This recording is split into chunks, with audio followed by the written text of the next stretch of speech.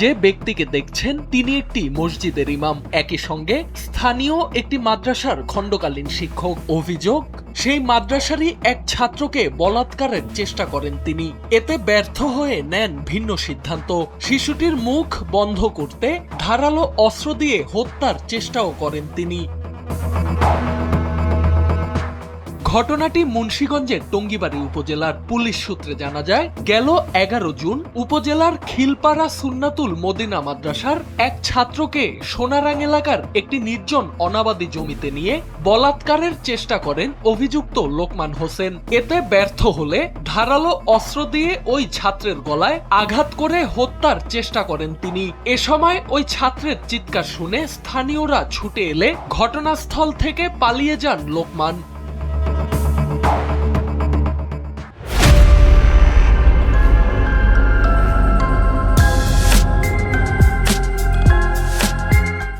ঘটনার পর থেকেই আত্মগোপনে ছিলেন অভিযুক্ত। তাকে গ্রেপ্তারের লক্ষ্যে দেশের বিভিন্ন স্থানে অভিযান চালায় টঙ্গিবাড়ি থানা পুলিশ। এক পর্যায়ে র্যাবের সহায়তায় যৌথ অভিযান পরিচালনা করে চট্টগ্রামের পতেঙ্গা থেকে তাকে গ্রেপ্তার করা হয়। গত 11/6/26 তারিখে বলাৎকার করতে ব্যর্থ হয় তাকে ছুরি দিয়ে গলায় আঘাত করে হত্যা করার চেষ্টা করে। পূর্বেও তাকে 2 বার বলাৎকার করছে বলে পরবর্তীতে আমরা তদন্তে জেনেছি।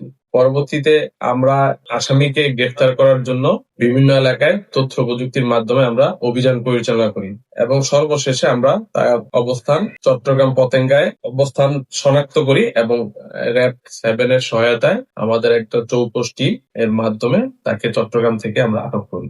লোকমানের গ্রেপ্তারে স্বস্তি প্রকাশ করেছেন ভুক্তভোগী ছাত্রের বাবা। তিনি অভিযুক্তের বিরুদ্ধে প্রচলিত আইন অনুযায়ী সর্বোচ্চ শাস্তির দাবি জানিয়েছেন। আমার সন্তান যেভাবে ক্ষতিগ্রস্ত রয়েছে, এই যে কারো বাবার, কারো সন্তান, কারো মার বুক আর কোনোদিন আর খালি না হয়, এটি আমি চাই।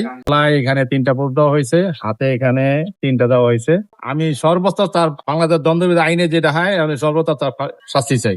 বলাৎকার ও হত্যা চেষ্টার অভিযোগে দায়ের করা মামলায় গ্রেপ্তার দেখিয়ে মঙ্গলবার অভিযুক্ত লোকমান হোসেনকে আদালতে পাঠিয়েছে পুলিশ। সোহানাল রাজি, এনপিবি।